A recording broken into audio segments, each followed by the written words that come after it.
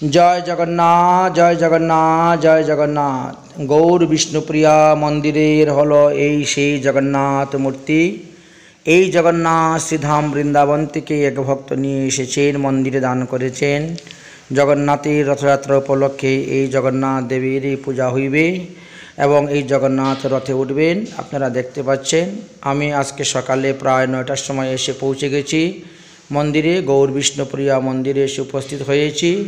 স্নানান্নিক সেরে তারপরে মন্দির দর্শন করতে গেলাম, প্রণাম করলাম। আমার সেই বিগ্রহকেও মন্দিরে বসালাম, ঠাকুর বসিয়ে রেখে তারপরে রান্নাবান্না করে ভোগ আরতি করে প্রসাদ পেয়ে তারপরে আমরা বসলাম একটু হরিকথা আস্বাদন করার জন্য।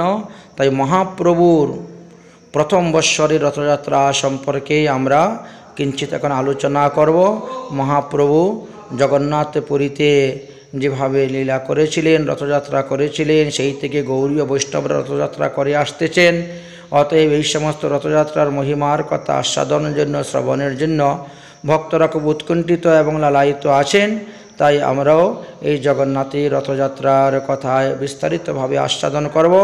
মহাপ্রভু কিভাবে প্রথম বছর রথযাত্রা করেছিলেন, তিনার সঙ্গে কে কে ভক্তরা ছিল, কিভাবে করেছিলেন, সেই কথাই আমরা আস্বাদন করব আজকে।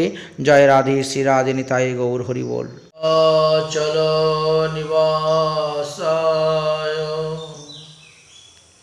নিত্যায় পরমাত্মনে বলভদ্রায় সুভদ্রাভ্যাম জগন্নাথায় তে নমঃ।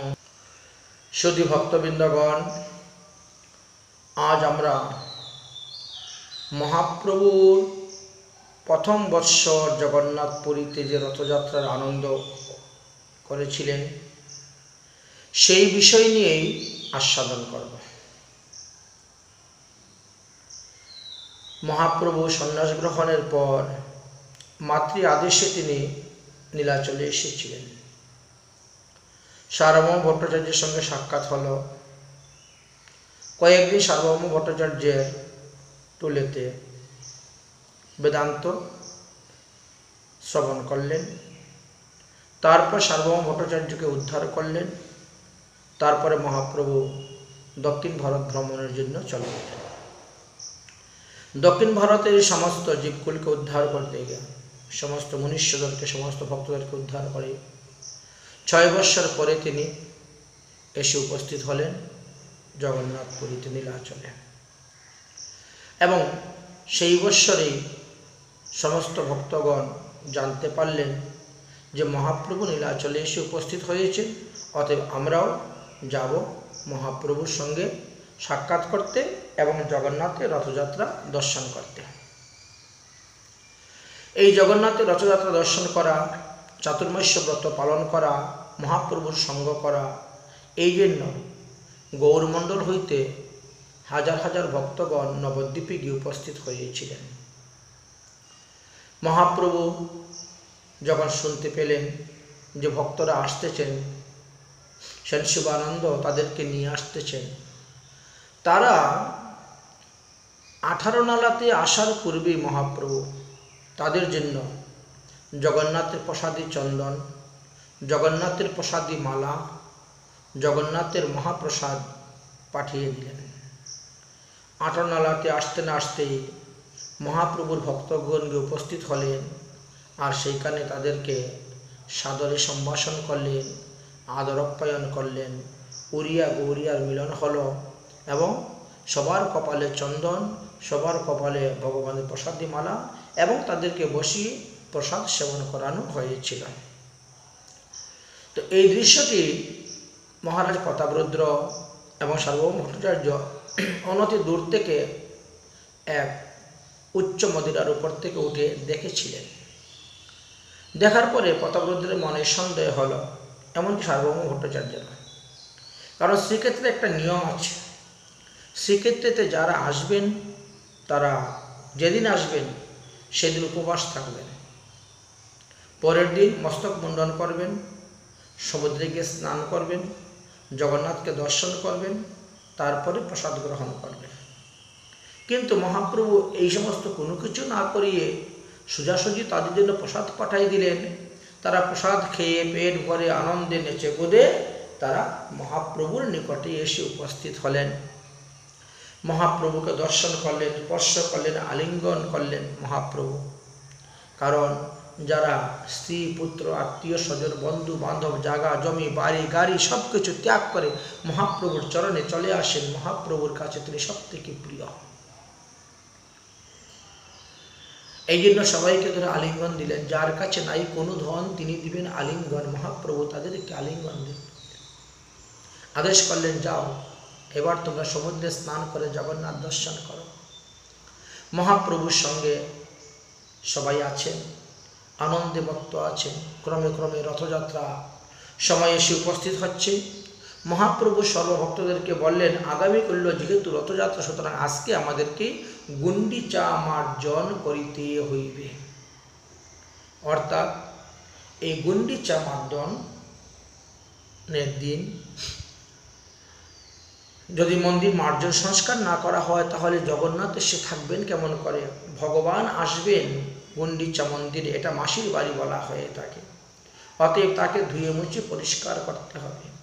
এর দ্বারা বুঝালেন, আমরা যদি ভগবানকে আমাদের হৃদয় সিংহাসনে বসাতে হই তাহলে আমাদের হৃদয় সিংহাসন, আমাদের দেহ মন্দিরটা ধুয়ে মুছে পরিষ্কার করে রাখতে হবে, অর্থাৎ পবিত্র রাখতে হবে। দেহকে অপবিত্র করা যাবে না, অসুস করা যাবে না, তবেই তো ভগবান এসে বসবেন।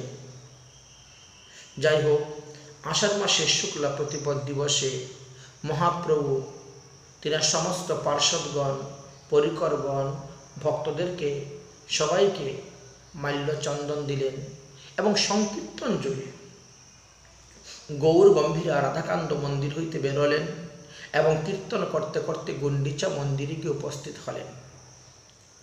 গুন্ডিচা মন্দিরটি ইন্দ্রদ্যুম্ন সরোবরের পাশেই অবস্থান করতেছে। জগন্নাথ মন্দির হইতে প্রায় 2 কিলোমিটার মানতে হবে, এরকমভাবে দূর, 1.5-2 কিলোমিটার দূরে আছে। যাই হোক, মহাপ্রভু সবাইকে নিয়ে মন্দির মার্জন করতে শুরু করলেন। মন্দিরের পথ প্রণালী, জল যাওয়ার রাস্তা, রান্নাঘর, ঠাকুরের সিংহাসন, ঠাকুরের বিশ্রামঘর, অতিথিশালা, গোশালা, ভক্তরা যেখানে বসবেন সমস্ত কিছু মেজে ঘষে ধুয়ে ঝাড়ু দিয়ে পরিষ্কার করা শুরু হয়েছে। শত শত ঝাড়ু, শত শত কলস দিয়ে জল আনা হচ্ছে আর গুন্ডিচা মার্জন করে পরিষ্কার করা হচ্ছে। হেনকালে এক গৌরীয় সুবুদ্ধি সরল, আমাদের গৌরীয় বৈষ্ণবী একজন, একে বুদ্ধিমান আছেন বটে, কিন্তু তিনি একেবারে সরল সোজা। প্রভুর চরণ যুগলি দিল ঘট জল। মন্দির মার্জন করতে করতে করতে করতে এক গৌরীয় বৈষ্ণব তিনি কি করেছেন, মহাপ্রভুর চরণে যুগলে 1 ঘট জল ঢেলে দিয়েছেন। সেই জল আপনে পানও করিল, আবার মহাপ্রভুর চরণামৃত জলটাও সে পান করিল। সেই জল লইয়া আপনে পান করিল, তাহা দেখি মহাপ্রভু দুঃখে রুষ হইলেন। এতে মহাপ্রভু পুরো কষ্ট পেলেন মনে, দুঃখ পেলেন মনে। সাধারণত মহাপ্রভু চরণধৌত জল কাউকে পান করতে দেন না, খুব সাবধানে তিনি চরণধৌত করেন। জগন্নাথ মন্দিরে জগন্নাথ দর্শন করতে গেলেও সিংহদ্বারের দক্ষিণ দিকে এমন স্থানে পাওধৌত করেন যাতে সেই জল কেউ নিতে পারে না, পান করতে পারে না, কারণ এতে প্রেম ভক্তির হানি হয়ে যায়। মহাপ্রভু যেখানে প্রেমের সিন্ধু, তিনি কাউকে চরণামৃত পান করতে দিতেন না। আর আমরা তো সাধারণ জীব, আমাদের কথা কি বলবো। যারা গুরু আসনে বসে আছেন, চরণামৃত পান করছেন, সবাই দিচ্ছেন, তারা তেজস্বী আছেন, তেজের দ্বারা তারা সেটাকে হজম করতে পারেন, কিন্তু আমার মতো ব্যক্তির দ্বারা সম্ভব নয়, কারণ সাধন ভজন নেই। কপট বৈষ্ণব বেশে ঘুরি ফিরি দেশে দেশে, অর্থ লোভেরও আসে। যাই হোক, ইহাতে মহাপ্রভু অন্তরে সন্তুষ্ট যে সে আমার চরণামৃত পান করেছে, তার মঙ্গল হবে, ভালোই হলো। কিন্তু জগৎ শিক্ষার জন্য বাইরে রোষ দেখাচ্ছেন। কারণ মহাপ্রভু স্বয়ং ভগবান, তিনি দিতে পারেন যাকে তাকে চরণ ধোয়ার জন্য, চরণ ধৌত জল পান করার জন্য, কিন্তু অন্যান্য জীবের পক্ষে ওটা উচিত নয়।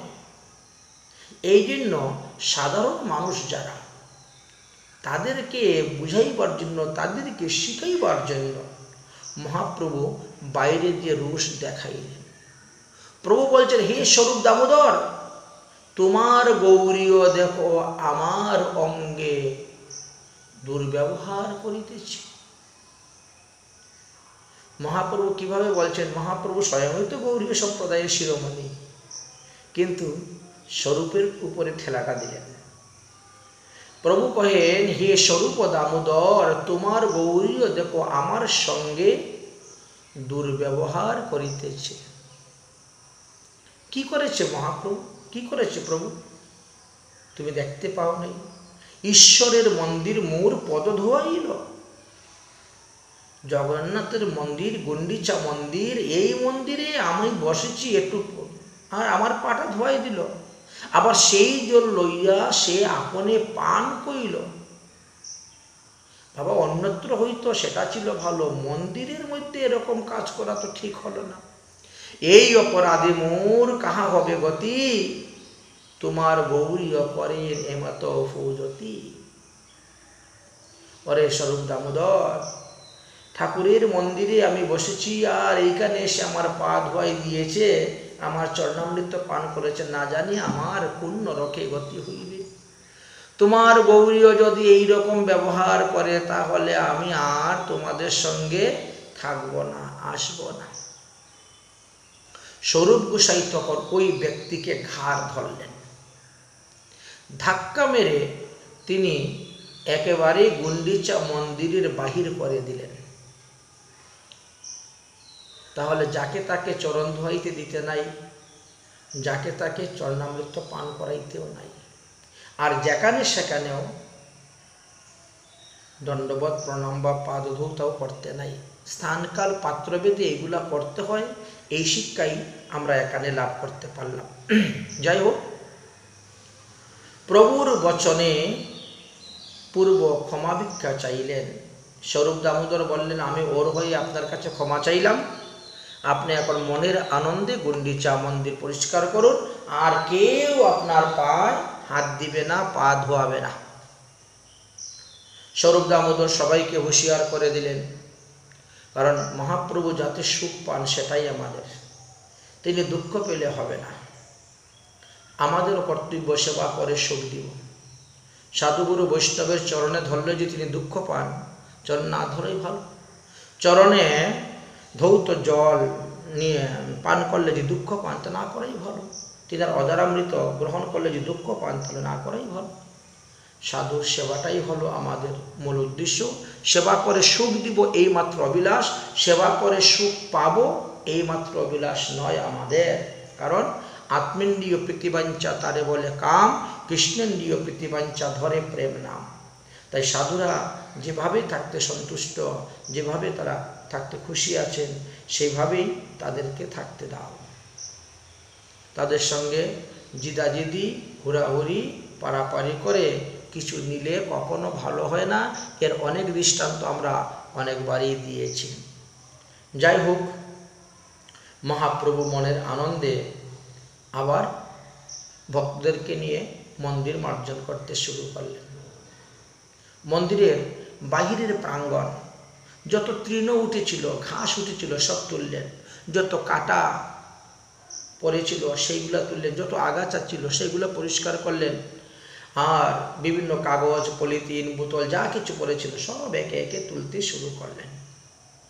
এমনকি পক্রনালীর নালী পর্যন্ত পরিষ্কার করেছেন মহাপ্রভু স্বহস্তে।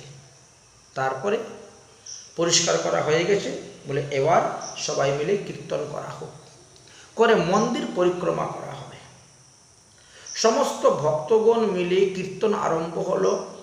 চারিদিকে ভক্তগণ কীর্তন শুরু করলেন। মধ্যে নৃত্য করেন প্রভু মত্ত সিংহ মত। মহাপ্রভু নৃত্য করতে শুরু করলেন, আর চতুর্দিকে ভক্তগণ কীর্তন করতে শুরু করলেন। এইভাবে 4 বার গুন্ডিচা মন্দির পরিক্রমা করলেন। অদ্বৈত আচার্যের পুত্র গোপাল প্রেমাবেশে নৃত্য করতে করতে তো সেখানে মূর্ছিত হয়েই পড়ে গিয়েছিলেন। ওই বছর মহাপ্রভুকে দর্শন করার জন্য গৌরাঙ্গ প্রভু, নিত্যানন্দ, অদ্বৈত গদাধর, শ্রীবাস আরও অন্যান্য মহাপ্রভু সমস্ত পার্শ্বদগণরা তারা সবাই এসেছিলেন। তারা মনের আনন্দেই এই গুন্ডিচা মন্দির মার্জন করেছিলেন। শত শত লোকজল ভরে সরোবরে, নরেন্দ্র সরোবর না, ইন্দ্রদ্রুম্য সরোবর, এটা পাশে ইন্দ্রদ্রুম্য সরোবর। শত শত লোক জল ভরে সরোবরে, ঘাটে স্নান নাহিত কেহ কূপে জল ভরে। ঘাটেতে জায়গা নেই, অন্যদিকে গিয়ে জল ভরতেছেন। কুয়া একটা আছে, কুয়াতে জল ভরছেন। পুনর্কূপ লইয়া আসে শত ভক্তগণ, কুম্ভ ভরে ভরে জল নিয়ে আসছেন। পূর্ণ কুম্ভ লইয়া আসেন শত ভক্তগণ, শূন্য কুম্ভ লইয়া যায় আরো শত জন। একজন আরেকজনের কাছে দিচ্ছেন, চেন সিস্টেম, আবার একজনে নিয়ে যাচ্ছেন। এইভাবে কেউ ভরে নিয়ে আসতেছেন, জল ঢালতেছেন, কেউ শূন্য কলস নিয়ে আবার ভরতে যাচ্ছে। জল ভরে ঘট ধুয়ে করে হরিধ্বনি, কৃষ্ণ হরিধ্বনি বিনু আর নাহি শুনি। কৃষ্ণ কৃষ্ণ কহি করেন ঘট সমর্পণ, কৃষ্ণ কৃষ্ণ বলি করেন ঘটেরও প্রার্থন। ইস, হে মৃত্তিকার ঘট, তোমার কত ভাগ্য, তুমি ভগবানের সেবায় লেগে গেলে, কিন্তু আমি ভগবানের সেবায় লাগতে পারলাম না। এইভাবে ঘটকে স্তুবন করতেছেন, প্রার্থনা করতেছেন। সেই কহে সেই কেহ, সেই কহি কৃষ্ণ নাম বিনু আর সংকেত সর্বদা। সবাই কৃষ্ণ নাম ছাড়া আর অন্য কোনো সংকেত নেই। জল আনো, জল ফুরিয়ে গেছে, ঘট ভরে জল আনো, ঘট খালি হয়ে গেছে, সেই সব কথা একইভাবেই বলতে শুরু করলেন। এইভাবে একেবারে বিকাল 3টা পর্যন্তই ভালো করে গুন্ডিচা মন্দির পরিষ্কার করে ধোয়া হলো। সকালে গিয়েছিলেন 8টার সময়, আর বিকাল 3টা পর্যন্তই একেবারে গুন্ডিচা মন্দির মার্জন শুরু হয়েছে। এদিকে অদ্বৈত প্রভুর পুত্র যে নৃত্য করতে করতে ভূমিতে অচেতন হয়ে পড়ে গেলেন, তার আর কিছুতেই জ্ঞান ফিরতেছে না। অদ্বৈত প্রভু পুত্রকে কুলে করে কাঁদতে লাগলেন। তখন মহাপ্রভু এসে উপস্থিত হলেন। ওরে গোপাল, তোমার কি হয়েছে? এই বলে মহাপ্রভু গোপালের বুকের মধ্যে হাতটা দিলেন। তৎক্ষণাৎ সে চেতন পাইয়া উঠে আবার নৃত্য করতে শুরু করে দিল। সকল বৈষ্ণবগণ আনন্দিত হইলেন। তারপর মহাপ্রভু কিছুক্ষণ বিশ্রাম করিয়া সবাইকে বললেন, এবার চলো ইন্দ্রদ্রুম্য সরোবরে গিয়ে আমরা সবাই স্নান করব। মহাপ্রভু ইন্দ্রদ্রুম্য সরোবরে স্নান করলেন। তারপর আইটুটাতে গিয়ে উপস্থিত হলেন। হাজার হাজার ভক্তগণের সমাবেশ, সবার ভোজনের ব্যবস্থা করা হলো আইটুটাতে। আজ অবধি এটা হয়। জগন্নাথ রথযাত্রার পূর্ব দিবসে অর্থাৎ প্রতিপদ দিবসে গুন্ডিচা মার্জন করার পরে যত ভক্ত আছেন, বৈষ্ণব আছেন, সবাই আইটুটাতে গিয়ে বসেই প্রসাদ গ্রহণ করবেন। হাজার হাজার ভক্তগণ জগন্নাথের মহাপ্রসাদ পাওয়ার জন্য গিয়ে উপস্থিত হয়েছেন। সেই প্রসাদের ব্যবস্থাও করেছেন ভক্তগণ। বাণীনাথ, কাশীনাথ, তুলসী আদি তারা সমস্ত প্রসাদকে আনার ব্যবস্থা করলেন। 2 পরিচা সঙ্গে করে নিয়ে আসলেন। এবার সবাই সারি সারি হয়ে বসেছেন। মহাপ্রভু নিজের হাতে প্রসাদ পরিবেশন করার জন্য প্রস্তুত। কিন্তু মহাপ্রভুর হাতে তো অল্প নাহি আইসে, এক এক জনার পাতে 5 জনার অন্ন পরিবেশে। এটা খেতেও পারবে না, লোকে ফেলবে, নষ্ট হবে। এই জন্যই স্বরূপ দামোদর আদি বলেন, আপনি বসুন, বসে আপনি দর্শন করুন, আমরা পরিবেশন করতেছি। আর আপনি সেবা না করলে তো কেউ সেবা গ্রহণ করবে না, অতএব আপনিও বসে যান সেবা করার জন্য। অতঃপর মহাপ্রভু সপরিকরে ভোজনে বসিলেন। যার যে যোগ্য আসন তাহারা সেই স্থানে বসলেন। মহাপ্রভু তখন হরিদাসকে ইঙ্গিত করলেন, হরিদাস আসো আসো আসো, তুমিও আসো, এখানে বসো।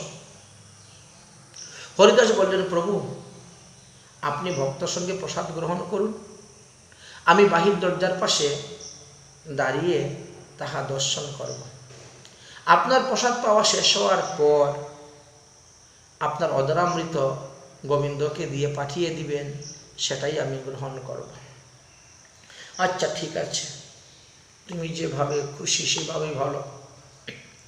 স্বরূপ গোসাই, জগদানন্দ, দামোদর, কাশীধর, গোপীনাথ, বাণীনাথ, শঙ্কর, কজন হলো? 7 জন। পরিবেশন করে তাহা এই 7 জন মধ্যে মধ্যে হরিধ্বনি করেন ভক্তগণ। মহাপ্রসাদের জয়ধ্বনি দিতে হয়, হরিধ্বনি দিতে হয়, মহাপ্রসাদ পাওয়ার সময় করতে হয়। মহাপ্রভু বলিলেন, আমাকে কেবল লাবড়া ব্যঞ্জনই দিবেন, জগন্নাথ লাবড়া ব্যঞ্জন খেতে বড় স্বাদ, অতএব আমাকে শুধু লাবড়া ব্যঞ্জনই দিবে। আর অন্যান্য উত্তম উত্তম দ্রব্য যা কিছু আছে সব আমার ভক্তদেরকে দেও, আমার পার্শ্বদে পরিকরকে দাও। কিন্তু জগদানন্দ তো নাচরবান্দা, তিনি তো মহাপ্রভুকে না দিয়ে ছাড়বেন না। জগদানন্দ অন্যদিকে পরিবেশন করতে করতে করতে করতে হঠাৎ এসে মহাপ্রভুর পাতে পট করে একটি উত্তম দ্রব্য দিয়ে চলে যায়। মহাপ্রভু বলছেন, এটা আমাকে দিলে কেন? আমার ভক্তদেরকে দেও, দেখো তারা কত দূর থেকে আসছে, 500 কিলোমিটার 600 কিলোমিটার দূর থেকে পায়ে হেঁটে তারা এসেছে, কত কষ্টই না করতেছে, স্ত্রী পুত্র আত্মীয় স্বজন ইষ্টি কুটুম্ব সব কিছু ছেড়ে এসেছে আমার কাছে, দাও দাও এদেরকে ভালো ভালো দ্রব্য দাও। কীর্তনিয়ার পরিশ্রম জানে গৌর রায়, তাই ভালো ভালো দ্রব্য আনিয়া তাদেরকে খাওয়ায়, আমাকে দিতে হবে না, তাদেরকে দাও তাদেরকে দাও। যদ্যপি ও দিলে প্রভু তারে করেন রুষ,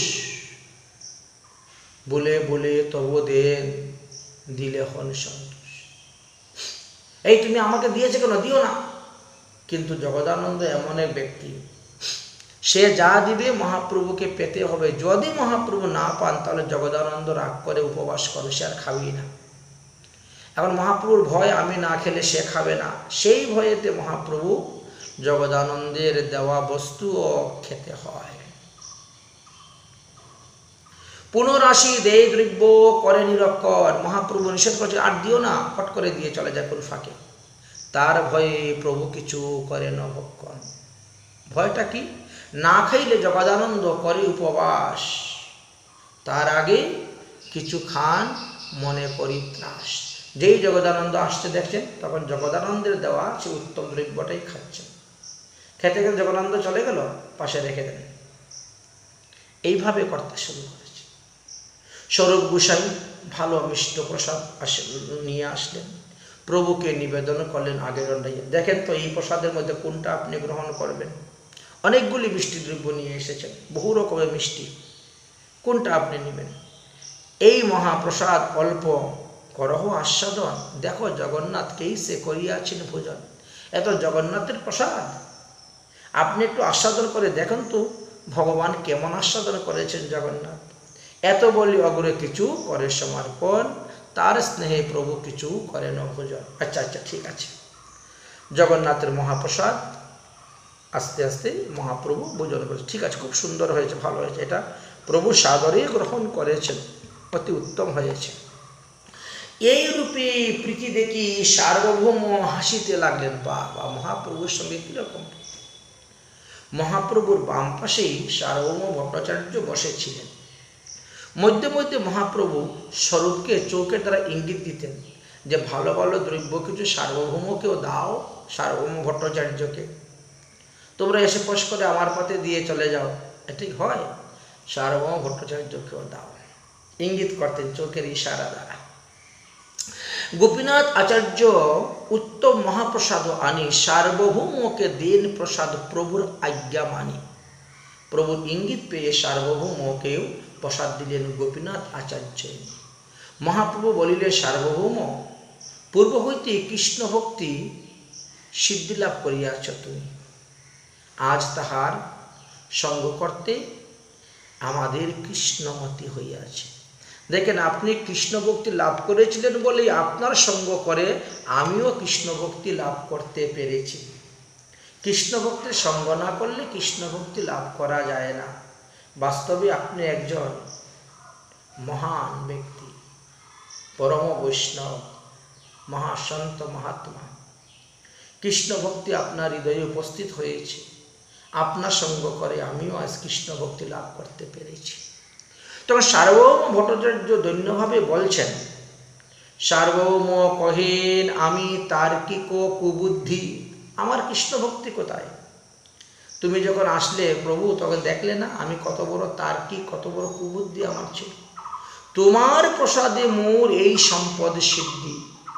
যদি কৃষ্ণ ভক্তি লাভ করেই থাকি তো এটা তোমার আসার পরে, তোমার কৃপা লাভ করার পরে তুমি আমাকে উদ্ধার করলে, তবেই গিয়ে হয়েছে, না হলে হতো না। মহাপ্রভু বিনা কেহ নাহি দয়াময়, কাকেরে গরুর করে ওই চেকুন হয়। মহাপ্রভু কত বড় দয়াময়, তিনি কাক পাখিকে গরুর পাখি বানিয়ে দিতে পারেন। সার্বভৌম ভট্টাচার্য বলছেন, কলাপ কাফ আলাপ, কলাপ একটা ব্যাকরণ। তো আমি তো সারা জীবন এই কা কা কা কা করে তর্কযুদ্ধই করে গিয়েছি। আমি ছিলাম আগে একটা কাক, বেদান্ত পাঠ করতাম, কাকের মতন কা কা করতাম, কুবুদ্ধি ছিল, ভক্তি ছিল না। তোমার কৃপাতে ভক্তি লাভ হয়েছে, তোমার কৃপাতে আমি আজকে কাক থেকে গরুর হতে পেরেছি। আমি তো তার্কিক ছিলাম, তার্কিক শৃগালের সঙ্গে ভেউ ভেউ করি। আমি যেমন তার্কিক কাক ছিলাম, আর যত তার্কিক ছিল এরা সব শৃগাল। শৃগালদের সঙ্গে বসে আমি ঘেউ ঘেউ করতাম সারাদিন। সেই মুখে এবে সদা করি কৃষ্ণ নাম। এটা তোমার কৃপা। যে মুখ দিয়ে আগে বেদান্ত শাস্ত্র নিয়ে আলোচনা করে পণ্ডিতদের সঙ্গে ঘেউ ঘেউ করতাম, আজকে সেই মুখ দিয়ে সর্বদা হরিনাম জপ করতেছি। এত আপনারই কৃপা। কাহা বহির্মুখী তার্কিক শিষ্যগণ সঙ্গে, আর কাহা এই সাধু সুধা সমুদ্র তরঙ্গ। কি আর বলবো, আগে আমি তার্কিক শিষ্যদের সঙ্গে খুব মুখ করতাম, তর্ক করতাম, আর আজকে আমি একেবারে সমুদ্রের সুধা মৃত পান করতেছি, অমৃত পান করতেছি, কথামৃত পান করতেছি। ভক্ত মহিমা বাড়াইতে, ভক্তের সুখ দিতে, মহাপ্রভু বিনা অন্য নাহি ত্রিজগতে। মহাপ্রভু ভক্তদেরকে সুখ দেওয়ার জন্য, ভক্তদেরকে আনন্দ দেওয়ার জন্য, ভক্তদের আনন্দ বর্ধন করার জন্য তিনি এই কথা বলে থাকেন। তাই মহাপ্রভু ছাড়া আর কেউ নেই ভক্তকে আনন্দ দান। এদিকে কথা শেষ হতে না হতেই অদ্বৈত প্রভু এবং নিত্যানন্দ প্রভু ঝগড়া শুরু হয়ে গেছে। এ তো প্রেমের ঝগড়া। একই পঙ্গতে প্রসাদ পেতে বসেছেন, তো অদ্বৈত প্রভু কৌতূহল করে নিত্যানন্দের সঙ্গীত কলহ করতেছেন। আজ নিত্যানন্দের সঙ্গে এই পঙ্গদে বসে প্রসাদ পাচ্ছি, না জানি আমার কি হইবে। কারণ কি, কেন কি হইবে?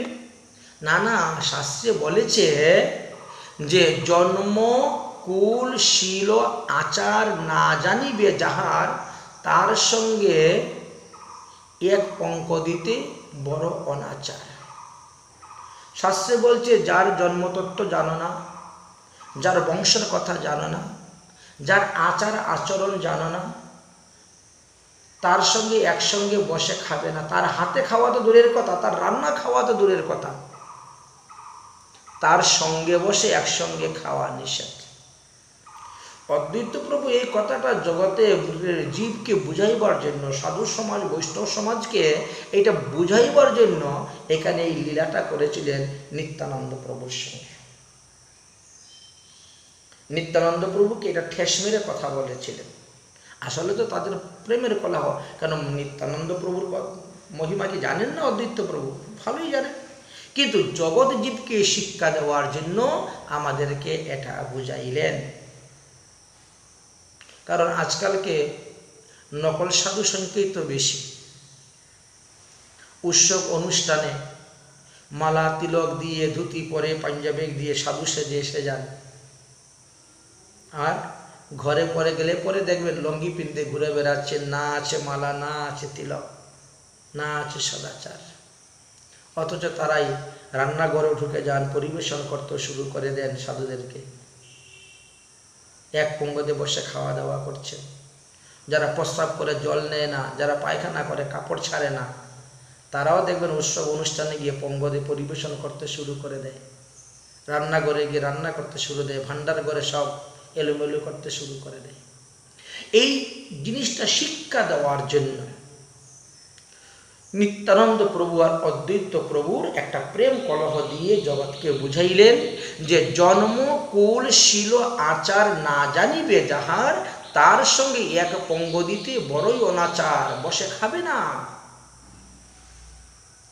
নিত্যানন্দ বলছেন, তুমি অদ্বৈত আচার্য, তোমার সিদ্ধান্ত সকল যেন একেবারে অদ্বৈতবাদ, যাহাতে শুদ্ধ ভক্তির কার্যে সব বাধা সৃষ্টি করে। তোমার সিদ্ধান্তে যিনি আসক্ত হয়েন তিনি এক বস্তু ব্রহ্ম, বই আর দ্বিতীয় কিছুই দেখতে পাবেন না, এবং বিধি ও তোমার সঙ্গে দ্বৈতবাদী ত্যক্ত হইবেন। তোমার সঙ্গে একত্র ভোজন ঘটিতেছে, ইহাতে আমার মনে লয় না। মহাপ্রভু তো ভোজন করিতেছেন ওইদিকে, আর এদিকে এরা প্রেম কলহ করতেছে। তো এই পঙ্গতিতে তো মহাপ্রভু বসেছেন, কিন্তু তিনি তো কোনো কিছু বলছেন না, তুমি এত ফটর ফটর করছো কেন? অদ্বৈত প্রভু বললেন, আরে মহাপ্রভু তো সন্ন্যাসী, সন্ন্যাসীর গায়ে অন্য দোষ লাগে না, এই জন্য তিনি কিছু বলছেন না, কিন্তু আমি তো গৃহস্থ ব্রাহ্মণ,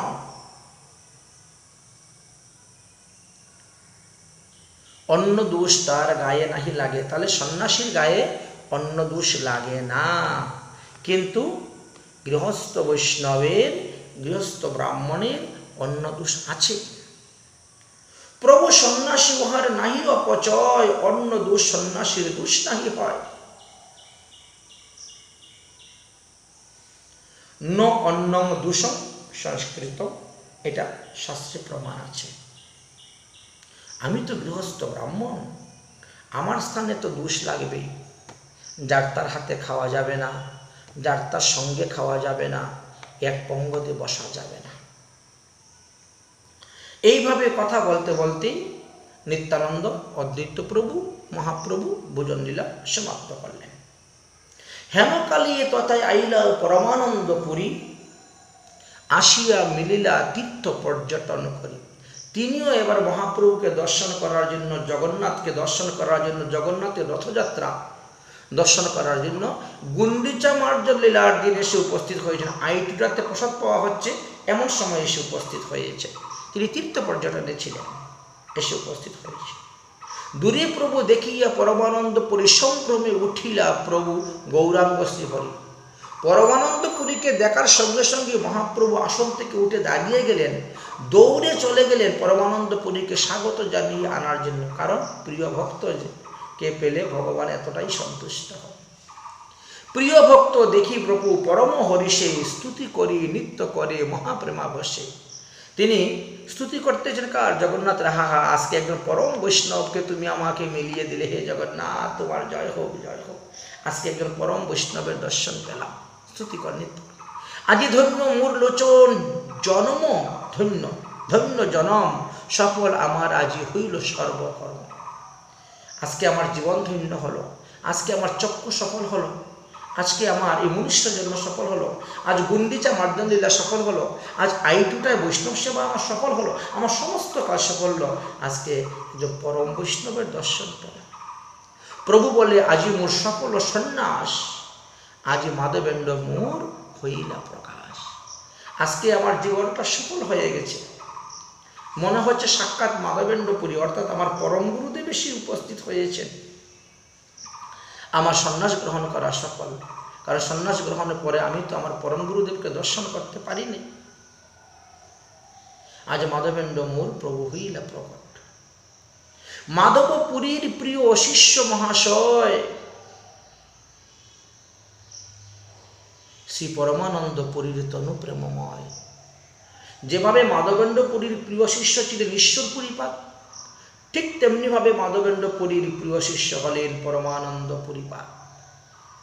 এত প্রিয় ছিলেন আর এত কৃপাপাত্র ছিলেন পরমানন্দ পুরী যে পরমানন্দ পুরীকে দেখলে মাধবেন্দ্র পুরীকে দর্শনের ফল লাভ করা যাবে, এমনই ছিল। পরম সন্তুষ্ট প্রভু তাহা আইলা পাইয়া রাখিলেন নিজের সঙ্গে পার্শ্বদ করিয়া। আজকে থেকে আপনি আর অন্য কোথাও যাবেন না, আজকে থেকে আপনি আমার সঙ্গে থাকবেন, আমার সঙ্গে খাবেন, আমার সঙ্গে শুবেন, একেবারে নিজে পার্শ্বদ করে মহাপ্রভু তিনাকে রাখলেন। প্রভু নিজে পাইয়া পরমানন্দ পুরী রহিলা আনন্দে পাদ পদ্ম সেবা করি। পরমানন্দ পুরীও মহাপ্রভুর আজ্ঞা ফেলতে পারলেন না, রইলেন। এই মতো নীলাচলে যে যে ভক্তগণ অল্প অল্পে আসি সবার হইল মিলন। যেরকমভাবে গৌরমণ্ডল থেকে নিত্যানন্দ প্রভু, অদ্বৈত গদাধর, শ্রীবাস বা অন্যান্য ভক্তগণ পার্শ্বদগণ গিয়ে উপস্থিত হয়েছিলেন, ঠিক তেমনিভাবে আরও অন্যান্য গিরি, পুরী, ভারতী, সরস্বতী, বন, পর্বত আদি সবাই এসেছিল, উপস্থিত হয়েছে। 8 দিনে জগন্নাথের নেত্র উৎসব মহোৎসব হইল। ভক্তের প্রাণ যেন ফিরে পেলেন, কারণ এই 15 দিন যাবত তো জগন্নাথকে দর্শন হয় নাই। 15 দিন পূর্বে যখন জগন্নাথের স্নান যাত্রা হয়েছিল, তখন সমস্ত শরীরের রঙগুলি ধৌত হয়ে যায়। তারপরের 15 দিন ভগবান অনবসর কাল যাপন করেন, অর্থাৎ শ্রীমূর্তিত্রয়ের অঙ্গরাগ করা হয়ে তাকে নবযৌবন দিবসে প্রাতকালে নেত্র উৎসব অর্থাৎ চক্ষুদান অঙ্গরাগ হয়ে তাকে এটা দেখা হয়। এক পক্ষ 15 দিন, 15 দিন জগন্নাথকে দর্শন না পেয়ে যে দুঃখটা ছিল, পক্ষ দিন দুঃখী লোক প্রভু অদর্শনে, পক্ষ দিন বলতে 15 দিন, দর্শন করিয়া লোক সুখ পাইল মনে। 15 দিন পরে জগন্নাথকে দর্শন পেয়ে সবাই সন্তুষ্ট হলেন, খুশি হলেন। মহাপ্রভু সুখে লইয়া সব ভক্তগণ জগন্নাথ দর্শনে করিলা গমন। চলো চলো, আজ জগন্নাথের নেত্র উৎসব হয়েছে, অতএব আমরা আজকে জগন্নাথকে দর্শন করতে যাব। কীর্তন গীত করে আনন্দের সহিত জগন্নাথকে দর্শন করার জন্য রওনা হয়েছে। শাস্ত্রের কথা এই যে জগন্নাথ স্নান করিয়া 15 দিন নিবৃত্তে মহালক্ষ্মীর সহিত তিনি যাপন করেন। তাহার পরে তাহার অনুমতি লইয়া নীলাচল ত্যাগ করিয়া রথে চড়িয়া সুন্দরাচলে গমন করিয়া থাকেন এবং সেখানে 7 দিন উপবনে শ্রী রাধার সহিত বিহার করিয়া আবার নীলাচলে প্রত্যাগমন করিয়া থাকেন। এটি হলো ভিতরের গোপনীয় কথা। কিন্তু এই ভিতরের গোপনীয় কথাটা অনেকেই জানে না, সবাই বাইরে বাইরের কথা বলে। মাসির বাড়ি গিয়েছেন বেড়াতে, 7 দিন পরে আসতেছে, ইত্যাদি ইত্যাদি। কিন্তু মূল ঘটনাটি হলো এটাই। হেরি গৌরা নীলাচল নাথ নিজ পার্শ্বদ গণ লইয়া সাত, বিভুর হইয়া গোপী ভাবে কহেন কিছু করিয়া আক্ষেপে। মহাপ্রভু জগন্নাথের নেত্র উৎসব দর্শন করে বিভুর হয়ে গেলেন, বড় আক্ষেপ করিয়া বলতেছেন, আমি তোমায় না দেখিলে মরি, পালটি না চাহ তুমি ফিরি। আমি তোমায় না দেখলে বাঁচব না, মরে যাব। তুমি অন্বেষণে ছিল বলে আমি আলালনাথে চলে গিয়েছিলাম, সেখান থেকে ভক্তরা আমাকে ফিরিয়ে এনেছে। আমি তোমার দিকে তাকাচ্ছি, এক নজরে দৃষ্টি দেখছি, কিন্তু তুমি তো আমার দিকে একবারও ফিরে তাকাচ্ছ না। চলো চলো অরুণ নয়ন, বিরস আজু অবসর বদন। তোমার নয়নটা তো ছলছল করছে কেন? তোমার বদনটা তো মলিন কেন? আজ কি হয়েছে? বিভাসিত গোরা ভাব হেরি কহি কিছু দাস নরহরি। নরহরি সরকার মহাপ্রভুর এই ভাবকে দর্শন করে তিনি বড় অপূর্ব সুন্দর পদ রচনা করেছিলেন। মহাজনগণ এই সমস্ত পদের কথা বর্ণন করে গেছেন। এই মতো মহাপ্রভু লইয়া ভক্তগণ মধ্যাহ্ন পর্যন্ত কৈলাসী মুখ দর্শন। সকালবেলা গিয়েছেন 8টার সময়, আর দুপুরবেলা পর্যন্তই জগন্নাথের মুখের দিকে মহাপ্রভু এক পানে এক দৃষ্টিতে এক নজরে তাকিয়ে আছেন। মধ্যে মধ্যে ভোগ লাগতেছে, মধ্যে মধ্যে দর্শন হচ্ছে, কারণ জগন্নাথে তো দণ্ডে দণ্ডে ভোগ লাগে। এক কথা 24 ঘন্টার মধ্যে 54 বার জগন্নাথের ভোগ লাগে। 60 দণ্ডে দিন রাত, 6 দণ্ড মাত্র জগন্নাথ বিশ্রাম করেন। তো মধ্যে মধ্যে ভোগ লাগে, মধ্যে দর্শন। ভোগের সময়ে প্রভু করেন কীর্তন। যখন ভোগ লাগে পর্দা বন্ধ হয় তখন কীর্তন করেন, যখন ভোগ শেষ তখন জগন্নাথকে দর্শন করেন। প্রাতকালে রথযাত্রা হইবে জানিয়া সেবক লইয়া ভোগ দ্বিগুণ করিলাম। আচ্ছা, রথযাত্রার দিন দ্বিগুণ পরিমাণে ভোগ লাগানো হয়েছে, কারণ আজকে সারাদিন জগন্নাথ রথে থাকবেন, তো এই জন্য বেশি পরিমাণে ভোগ। প্রাতকালে রথযাত্রা হইবে জানিয়া সেবক লাগাইলা ভোগ দ্বিগুণ করিয়া। পরের দিবস প্রাতঃ স্নান করি মহাপ্রভু সর্বভক্তগণকে নিয়ে বললেন, চলো এবার আমরা জগন্নাথের পাণ্ডু বিজয় লীলা দর্শন করতে যাব।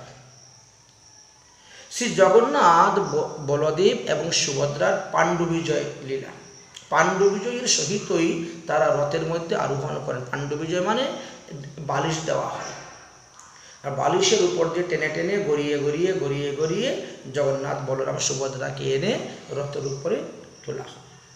সেই সময়ে রাজা প্রতাপরুদ্র কী করেন, তিনি স্বর্ণের ঝাড়ু দিয়ে রাস্তা ঝাড়ু দিতে থাকেন, আর জগন্নাথ বলরাম সুভদ্রাকে আনা হয় মন্দির থেকে রথে তোলার জন্য। আর চতুর্দিকে ভক্তগণ কীর্তন করতে থাকেন। সেই সময়ে মহাপ্রভু কী করলেন, তিনি বললেন যে আগে পাছে রথের দুই দিকে সবাই মিলে কীর্তন করতে হবে। এই জন্য আমার কীর্তনের দল 7টা করতে হবে।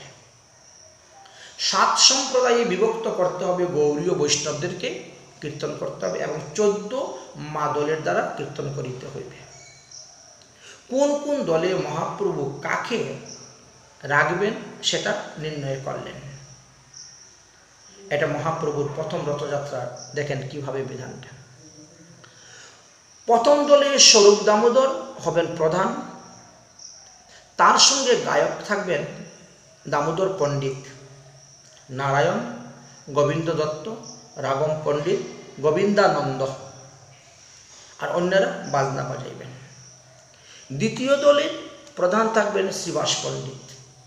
অদ্বৈত প্রভু সেই দলে নৃত্য করবেন, তিনার সঙ্গে গঙ্গাদাস, হরিদাস, শ্রীমান শুভানন্দ এবং দোহার দিবেন আর অন্যান্যগণ। নিত্যানন্দ প্রভু সেই দলের মধ্যে নৃত্য করবেন। তৃতীয় দলের মূল গায়ক দিলেন মুকুন্দর উপর ভার। দোহার দিবেন বাসুদেব দত্ত, গোপীনাথ, মুরারি, শ্রীকান্ত ও বল্লভ সেন। নর্তন করবেন ঠাকুর হরিদাস। চতুর্থ দলের মধ্যে মূল গায়ক দিলেন গোবিন্দকে, দোহার দিবেন ছোট হরিদাস, তিনার সঙ্গে থাকবেন বিষ্ণুদাস, রাঘব পণ্ডিত, মাধব, বাসুঘোষ। নর্তন করবেন সেই দলে বক্রেশ্বর পণ্ডিত। তাহলে এখানে 4টা দলের কথা হলো। এই 4 দল জগন্নাথের সামনে কীর্তন করে করে যাবেন। এই জন্য এই 4 দলটা আগে বলা হয়েছে। এই 4 সম্প্রদায় হইল 2400 গায়ন, মানে এক একটি সম্প্রদায়ের মধ্যে 6 জন করে গায়ন বলা হয়েছে। তাহলে 4 সম্প্রদায়ের গায়ন হলেন 24 জন। এক একটা দলের মধ্যে 2 মৃদঙ্গ, তাহলে 4টা দলে 8টা মৃদঙ্গ হয়ে গেল। এই 4টি দল তারা রথের সম্মুখে নৃত্য করবেন। কোনো অবস্থাতেই তারা রথের ডাইন পাশেও যেতে পারবেন না, রথের বাম পাশেও যেতে পারবেন না, রথের পিছনেও যেতে পারবেন না। এটা মহাপ্রভু নির্দেশ। পঞ্চম দলে বললেন যে তোমরা রথের বাম পাশে সর্বদাই থাকবে এবং গান করবে। এই দলের গায়ক থাকবেন কুলীন গ্রামবাসী সমস্ত বৈষ্ণবগণ এবং নৃত্য করবেন রায় রামানন্দ ও সত্যরাজ খান। খান শব্দটা কিন্তু ওটা মুসলমান মনে করবেন না, উনি হিন্দু। সত্যরাজ খান ওটা আগেরকার দিনে রাজাদের একটা উপাধি ছিল, খান। ষষ্ঠ দলকে বললেন আপনারা রথের ডাইন দিকে থাকবেন, দক্ষিণ পাশে থাকবেন। সেই দলের মধ্যে গান করবেন শান্তিপুরবাসী বৈষ্ণবগণ আর অদ্বৈত প্রভুর অনুগত যতজন আছেন তারা, আর নৃত্য করবেন অদ্বৈত প্রভুর পুত্র অচ্যুতানন্দ। এবার সপ্তম দলের কথা বললেন। সপ্তম দল তাদেরকে বললেন যে আপনারা রথের পশ্চাতে সর্বদা থাকবেন, প্রয়োজন ধরে মাথা দিয়ে রথ ঠেলবেন, রথের পিছনে থাকবেন। তবে ওই দলের গায়ক হলেন খণ্ডবাসী বৈষ্ণবগণ। নর্তনও করবেন নরহরি এবং রঘুনন্দন। খণ্ডবাসী নরহরি, শ্রী রঘুনন্দন। মহাপ্রভু তখন 7 সম্প্রদায়ের মধ্যে 7টি দিকে যেন বিভক্ত হয়ে গেছেন, কারণ প্রতিটা সম্প্রদায়ের লোকে দেখতেছে আমার দলেই মহাপ্রভু নৃত্য করতেছেন।